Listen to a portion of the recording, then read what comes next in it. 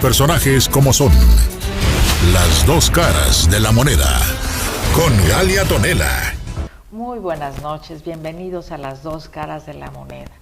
Hoy tendremos una cara muy difícil que ver y para ello me acompañan dos grandes especialistas. Mi querido amigo doctor en Derecho, tiene 3 honoris causa que le han reconocido, Cristian Alcocer, actualmente es presidente de la Federación de Colegios y Asociaciones de Profesionales del Estado de Morelos, que siempre ha estado apoyándonos en todo lo que significa las mujeres de Atlacholoaya, consejos legales. Es un hombre extraordinario e intachable en su trayectoria como abogado. Y también me acompaña el licenciado Arturo Castro, como el actor, ¿no? Que representa la barra de abogados en el estado de Morelos, delegado de la zona oriente. Ha sido y es por muchísimos años, más de 30 años, abogado de la embajada rusa y también en la embajada americana. O sea, él nada que cree de la Guerra Fría, sí se puede tratar con los dos países, ¿no?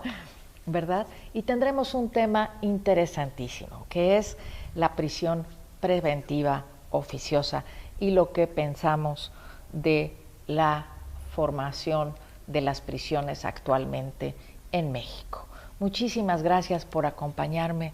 A los dos les doy la más cordial bienvenida a esta su casa y gracias por ilustrarnos a todo el público sobre temas que a veces son tan desconocidos para nosotros y hablamos con tanta ligereza de ellos que creemos que se confunden con impunidad o se confunden con amiguismos o se confunde con que estás del lado del criminal o estás del lado de la persona equivocada y no estás ejerciendo la justicia de forma correcta.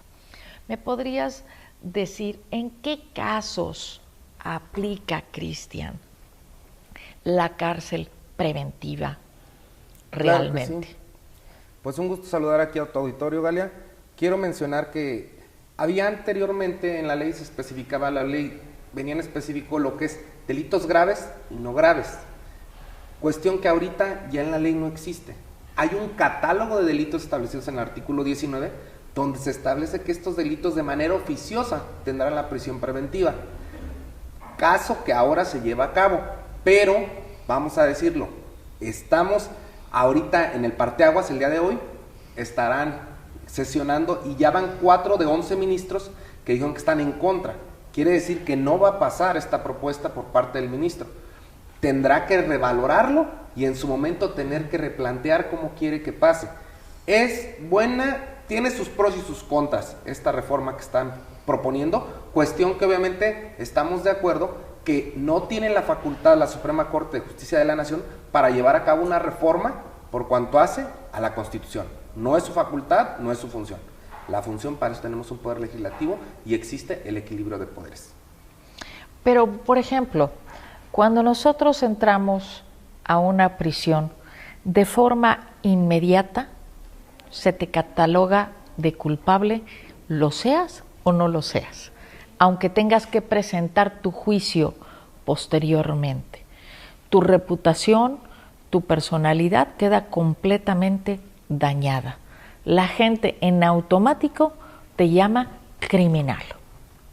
Eso sí, la sociedad precisamente no toma en cuenta esos puntos de los que estábamos hablando, que no es posible que la gente catalogue a una persona que llegó a una prisión, en este caso podemos ir a Atlacholoaya, estás en un proceso, estás siendo procesado y ya te cataloga como culpable. No, porque el sistema no es inquisitivo, nosotros debemos entender que el Ministerio Público tiene que realizar su función. La función del Ministerio Público, ahora llamado fiscal, el fiscal general del Estado tendría que tener los mejores perfiles. Hay muchísimos abogados en el Estado, y no solamente en el Estado de Morelos, a nivel nacional, que tienen el perfil, pero, como dices, a veces se confunde el amigazgo, el compadrazgo, el por qué algunos entran y otros no. Hay mucha calidad, lo importante es que ellos realicen su función, es investigación y persecución del delito. Si ellos no hacen de manera perfecta o casi perfecta, porque obviamente sabemos que el ser humano no somos perfectos, pero que hagan una buena integración de su carpeta de investigación, entonces el juez tendrá los elementos para poder decretar si sí o no hay los elementos suficientes durante las 72 horas que tiene, después de que obviamente haya recaído el auto debido. Pero vamos a suponer, que entra a prisión. He conocido personas que están esperando sentencia por más de 10 años, Arturo. Más de 10 años con una denuncia muy débil, ¿no? Porque no hay testigos, porque no hay presenciales, porque no hay... Y un juez no se atreve a tomar una decisión porque es un secuestro, porque es esto, porque van a decir que soy corrupto, porque van a decir que soy malo, porque estoy dejándolo libre, y les tiembla la mano si hay una carpeta muy débil para soltarlos. Y con una carpeta débil los meten a la cárcel. ¿Qué opinas de esto, Arturo? Totalmente violatorio al artículo 1 constitucional, que establece los principios pro homine y el principio de inocencia. Un hombre o una mujer nunca jamás deberían de pisar la cárcel si no es hasta que hubiera sentencia condenatoria y ejecutorial. O sea, la prisión preventiva es un invento ahora de un sistema que es absolutamente contrario al violatorio de los derechos humanos, y la filosofía de lo que es el derecho penal. El derecho penal tiene que ser un derecho que castiga, no un derecho que precastiga, porque, como dijiste con toda propiedad, algunas personas simplemente son acusadas o indiciadas, como decimos nosotros, no le han podido comprobar el delito, lo meten a la cárcel, y hay gente que tiene 16 y 17 años sin sentencia.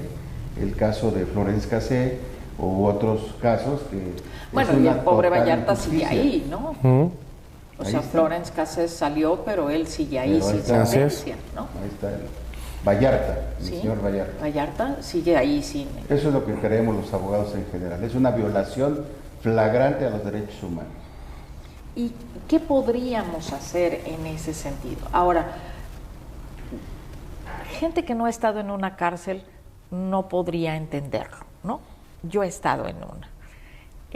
No hay alimentos. Las restricciones son impresionantes, ¿no? Entonces, si tú puedes pagar un brazalete y seguir siendo productivo en la sociedad, y además no un riesgo de vuelo, de evasión a la justicia, ¿no?, que pueda monitorearte. Pues hoy hasta con el teléfono te trae monitoreada la esposa o el esposo, ¿no? Ahora sí, imagínate con un brazalete, ¿no? Entonces, hay muchas medidas cautelares, quitarte el pasaporte, muchas cosas que pueden corregirse antes de hacer y causar una erogación y un gasto al Estado que no tiene, porque la comida es altamente precaria en una cárcel. Sí, amiga Galia, son varios puntos que tocaste ahorita. Uno de ellos, vamos a desmenuzarlos porque sí son bastantes. Uno, hablaban de 17 años. La Corte Interamericana tiene ahorita 2 asuntos de gente que estuvo en prisión preventiva 17 años. Está a un mes de sacar la resolución, que obviamente yo creo que van a sancionar al gobierno mexicano, porque no es posible que una prisión preventiva haya salido después de 17 años. No le iniciaste juicio, no fue sentenciado, entonces en este momento dices, ok, fue con prisión preventiva, sí, pero ya se fue a la Corte Interamericana y hay 2 asuntos. Espero que en ese momento, en cuanto salgan, si nos permites el espacio, con todo gusto vendremos a decirte cómo están esos asuntos. No, hombre, por favor, están muy interesantes. Casa. Es algo fuera de lo común. Es tu casa. Yo sabes que siempre, o sea, creo que yo soy filósofa, pero creo que la búsqueda del derecho es la verdad.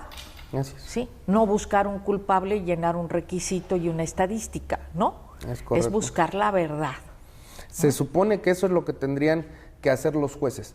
Tuve el gusto de ser uno de los 81 jueces candidatos a ser jueces en el primer, vamos a decir, concurso que se hizo en el estado de Morelos, y nos lo especificaron constantemente. Vinieron instituciones como USAID de Estados Unidos, entre otras, ProDerecho también estuvo aquí, Y dentro de esas instituciones que nos estuvieron apoyando, lo primero que nos decían, los que queríamos llegar a ser jueces, que ya nada más llegamos 25 a la final, y quedaron 13 nada más plazas, en ese momento nos dijeron que es la búsqueda de la verdad histórica, que nunca se nos fuera a olvidar eso. Y yo creo que muchos de ellos ya se perdieron, porque ahora están como jueces en algún juzgado en el estado de Morelos, algunos ya tienen hasta el cargo de magistrado de esa época, y no es posible que hayan olvidado eso, que lo principal y lo que siempre nos estuvieron insistiendo fue eso, la verdad histórica. No vengo a buscar un culpable, ni vengo a decir si eres inocente, simplemente traer los elementos que son necesarios y adecuados para poder decir y declarar el derecho. Recordemos que nosotros llevamos las pruebas al juez, pero el juez es el que declara el derecho, y por eso tiene un ámbito territorial que es su jurisdicción, donde él lo puede decir. Y en base a las pruebas, todo ese desfile probatorio que se desahoga ante un juzgado es el que él puede decir y argumentar y motivar el por qué está llevando a cabo la sentencia y da su fundamento legal, el por qué la sanción que está aplicando. Porque obviamente sabemos que hay muchos que tienen beneficios, como ser un primo delincuente, no tener antecedentes penales, todo esto conlleva que la sanción sea menor. Por ejemplo, tocamos casos muy famosos, Rosario Robles, ¿no? Exacto, 3 años. 3 años. Y no ha empezado el juicio. Ni siquiera inició el juicio. Ni siquiera ha iniciado el juicio. Así es. ¿No? Y ya le quitaste 3 años de su vida. Y ya le quitaste 3 años de su vida y a su familia.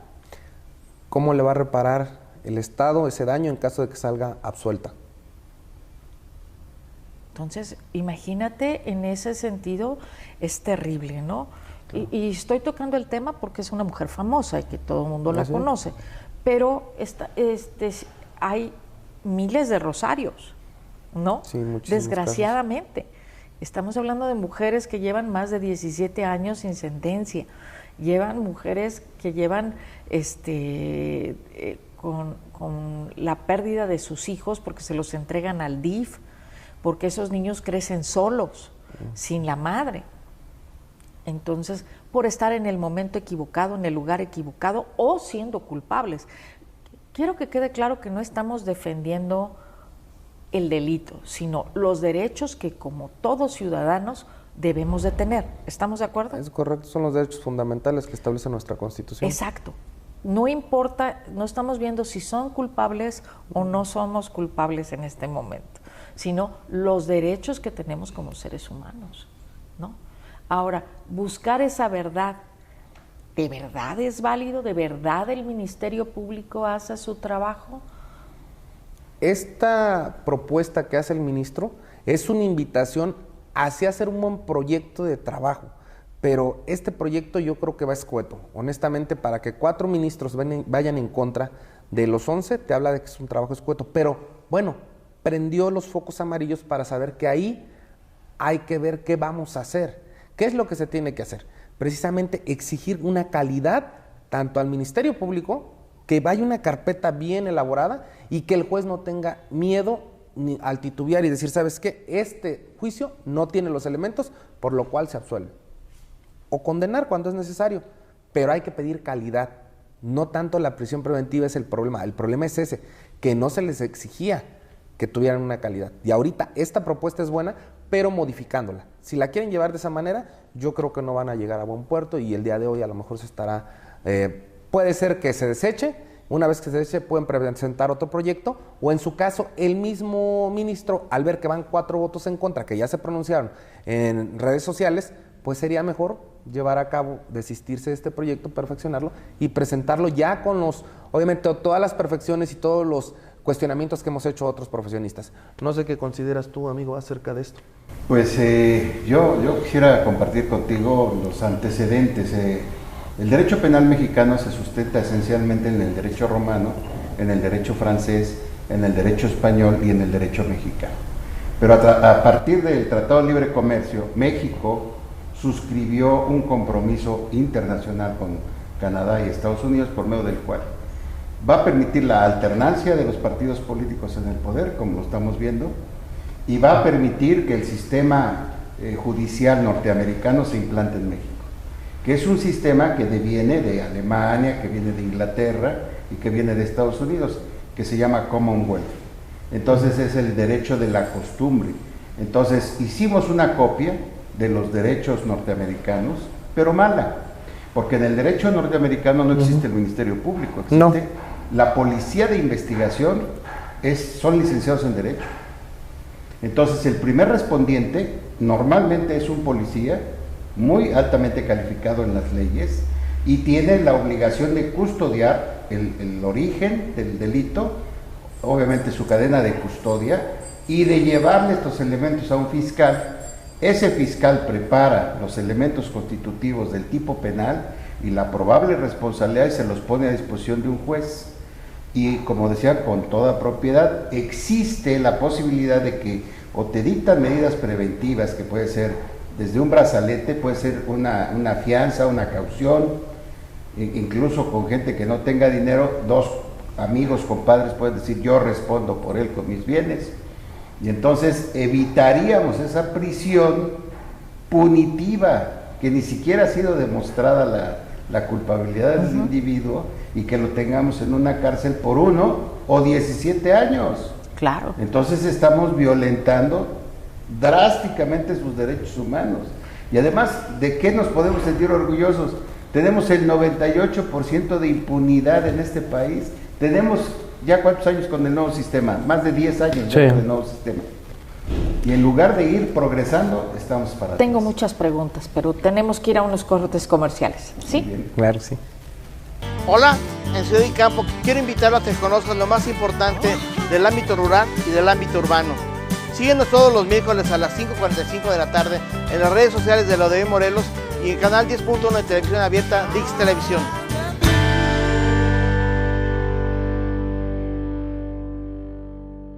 Bienvenido a tu programa La Danza de la Vida. Queremos invitarte a que escuches grandes personalidades de la cultura mexicanas de talla nacional e internacional. Todos los domingos a las 7 de la noche en lo de Hoy Morelos y Dix Televisión.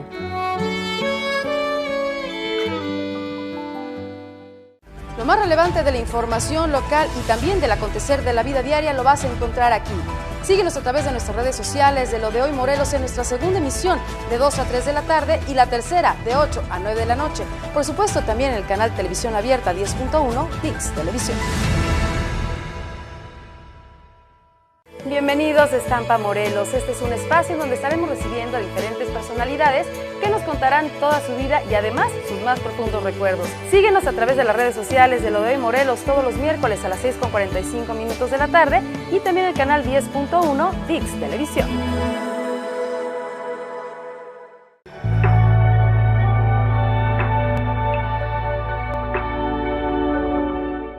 Entonces, cuando nosotros copiamos este Commonwealth de Estados Unidos, lo hacemos en una versión a la mexicana sin hacerlo correctamente.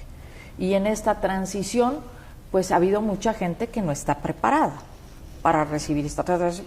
Porque, por ejemplo, yo fui de las primeras sentenciadas en juicios orales, ¿no? Y mi abogado no sabía manejar un juicio oral. Estarlos capacitando en ese momento. ¿Por qué la sociedad identifica que si no dan cárcel preventiva o permiten los derechos de medidas cautelares diferentes, las asocian con impunidad, Arturo? Pues porque también es una tradición en el sistema jurídico mexicano que desafortunadamente se cometía el ilícito y había la puerta giratoria, así que era muy fácil con corrupción. Entonces se salían inmediatamente y no los volvían a agarrar, ¿no? Pero yo creo que es precisamente la incapacidad que tenemos para hacer el análisis formal. Mira, el doctor Quiroz Cuarón decía, al único que debemos privarlo de su libertad es al criminal nato y mato. Tú hiciste parte de la cárcel de Almoloya, Yo ¿no? fui parte de los alumnos del maestro Quiroz Cuarón, ¿sí? Y fui uno de los una institución en que este empecé país a trabajar en Almoloya con alta seguridad. ¿Cuál era nuestra teoría? Los únicos que debemos privar de convivir con la sociedad son los que son altísimamente peligrosos. ¿Y quiénes son esos? Los criminales natos, matos y matones. ¿Quiénes son esos? Son psicópata. Los que huelen la sangre y matan. O están previendo cómo matar al prójimo y al otro los seriales. Sí.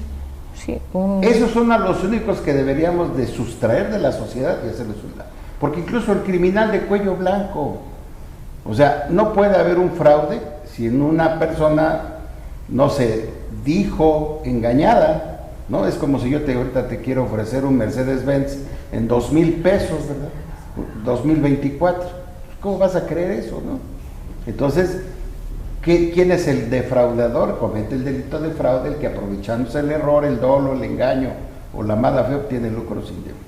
Entonces, como dijo con toda propiedad mi querido doctor, tenemos que capacitar tanto a la sociedad, a los ministerios públicos, a los policías, a los peritos, a los jueces, a los magistrados, para que tengamos una sociedad armónica y que sí castiguemos, obviamente castiguemos a los responsables, pero no a los inocentes. Sí, y también que la presunción de inocencia sea válida, ¿no? Claro. Porque hoy en día no te han juzgado y ya eres culpable, ¿no? Sí, y todo el mundo con la ligereza del planeta te señala, es un asesino, es un criminal, es un narcotraficante, es esto, y no lo han comprobado. Así es, la presunción de inocencia ha sido, vamos a decir, un exceso, porque sabemos que también gente que tiene 4, 5 procesos distintos, donde la carpeta ya fue judicializada, pero por no tener los elementos, por no ir bien integrada esta carpeta de investigación, tiene 5 en los últimos 6 años. ¿Qué hace en la calle siguiendo robando? Sigue afectando a la sociedad. ¿Por qué? ¿Por qué? Por falta de capacitación. Bueno, en ese caso estaría justificada. Pero una presunción de inocencia 5 veces, y cuando estoy viendo que te dedicas a lo mismo. En ese estaría justificada la prisión preventiva porque tiene 5 carpetas. El problema es que como no llegas, exacto, pero no llegas a una resolución, entonces él no es juzgado. Eso no va a salir en un antecedente penal. Nada más tiene carpetas de investigación iniciadas, tiene procedimientos, pero no llegó a ser sentenciado. Entonces, para que veas, imagínate cómo hay esta disparidad. ¿Tiene que haber un proceso de reforma? No Sí. hay una base de datos que dijera, bueno, este hombre tiene 5 o 6 crímenes pendientes, sí merece la prisión preventiva. Tienen toda una base de datos la Fiscalía, pero no pueden ser ofertados ante el juez, porque como te digo, solamente puedes ofertar que sea antecedente penal. Ahora, ¿qué pasa cuando la gente tiene más de 70 años? Lo correcto sería que estuviera en libertad, pero estamos viendo casos donde la gente está obviamente en prisión. Como decimos, ok, en caso de que tenga una sentencia se comprende, pero ya será labor del abogado que inicie el procedimiento necesario para poderlo poner en libertad, ya que es un exceso. Sabemos que sus facultades van disminuyendo y más en las condiciones deplorables que nos comentan que hay en los penales. Entonces deberíamos de saber que esta gente, en lugar de que tenga una salud adecuada, que es lo que tendría que hacer el gobierno, tenerlos con una buena salud, una buena alimentación, los tiene mal. Es que ¿sabes qué pasa? Cuando las autoridades van a la cárcel, nos dan de comer muy bien, ¿no? Sí, en la visita guiada nos tratan de dar un panorama que no existe. Sí, te dan un panorama que no existe. Entonces la gente cree que es miel sobre hojuelas y que están muy bien, ¿no? Ahora, entiendo que hay muchos que sí cometieron un crimen, que sí merecen un castigo por la sociedad. No estamos discutiendo eso. Pero hay personas que pueden pagar su crimen siendo no un cargo para la sociedad. Porque al final de cuentas, su comida, su manutención, su luz, su agua, sale del erario público. Así es. De hecho, hay una institución que es Medidas Cautelares. Medidas Cautelares tiene que hacer todo un estudio socioeconómico y a la vez de familia, de sociedad, de los vecinos, para ellos determinar qué tan necesario es una medida cautelar. Nosotros, en su momento me tocó ser presidente de la Barra de Abogados del Estado de Morelos, hice un convenio con la Federación Iberoamericana de Abogados. El presidente de esta federación es el licenciado Francisco. Él nos enseñó que ya hay estados, en los estados del norte de la República, donde ya se está llevando a cabo lo que es el cinturón, o vamos a decir el cinturón que les ponen, un brazalete. Este brazalete, de hecho, ellos le están dando difusión a eso, para que se adopte esta medida, que la gente que tiene, obviamente tienes que tener una capacidad económica para poderlo pagar, pero aún así, si un empresario lo meto ahí, ¿cuántos millones va a perder Y una persona, ¿cuánto tiempo va a perder con su familia? De trabajo y fuentes se van a perder. Claro, su trabajo Por no le van a ejemplo, autorizar que fue falte. mi caso. O sea, yo tuve que cerrar todas mis empresas y dejé mucha gente sin trabajo. O sea, ya olvídate de mí. Todo lo que conlleva. Todo lo que conlleva y toda la gente que se quedó sin trabajo alrededor de mí. Así es. ¿No? Es toda una cadena impresionante de consecuencias que a veces no lo vemos, ¿no? Teníamos convenios con las iglesias, tanto católica como protestante, con los rotarios, con los leones, y veíamos de qué manera iba progresando la población, de tal manera que cuando se reincorporaran a la sociedad pudieran ser productivos para ellos, para su familia y para la sociedad, porque era de lo que se trataba. Pues nos queda muy poco tiempo para concluir. Danos una conclusión, por favor, cada uno de ustedes. Adelante, amigo. Como lo comento, el proyecto es bueno, ya se vio que no necesitamos esperar a que salga esta resolución, sabemos que no va a pasar, son 4 votos en contra, no va a pasar con los 8 mínimos que se requieren. Sí es bueno el proyecto, invitamos a la autoridad a que ponga atención en toda la República. Precisamente estos centros penitenciarios debe de ponerse atención en las deficiencias que hay, tanto en alimentación, en medicamentos, en todo lo que requiere el interno. Pero también los invitamos a que si de verdad quieren hacer un cambio, que volteen a ver en Europa cómo hay empresas donde ellos producen sus ingresos, para ellos y para sus familiares.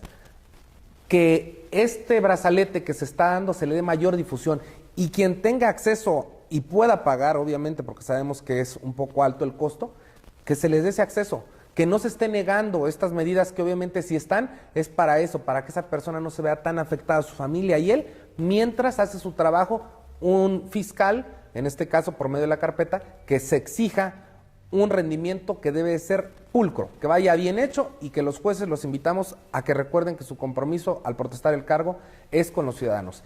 Y por eso dicen, y si no, que la ciudadanía me lo reclame. Pues reclamamos eso, que los jueces no les tiemblen la mano a decir que cuando alguien no hay los elementos suficientes, que sea absuelto.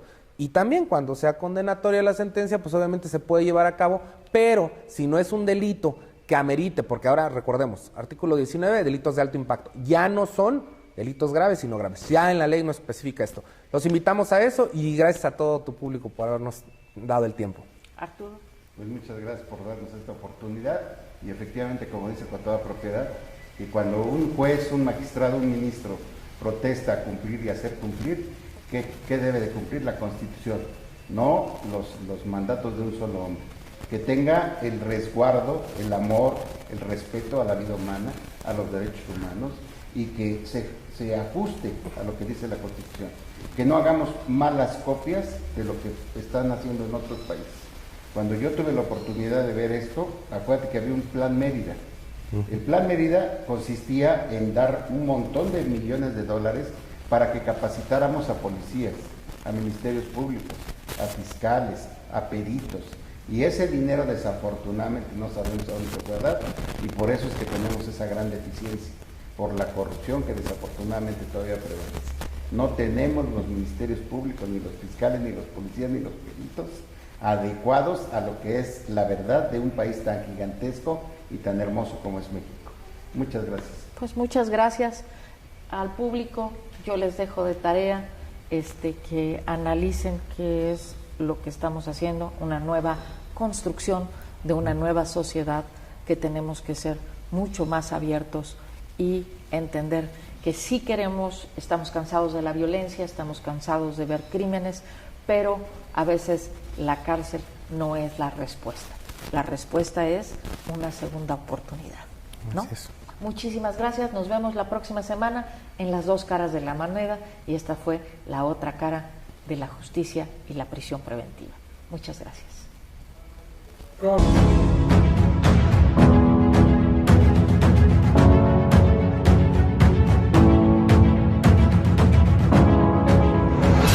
Los personajes como son. Las dos caras de la moneda. Con Galia Tonela.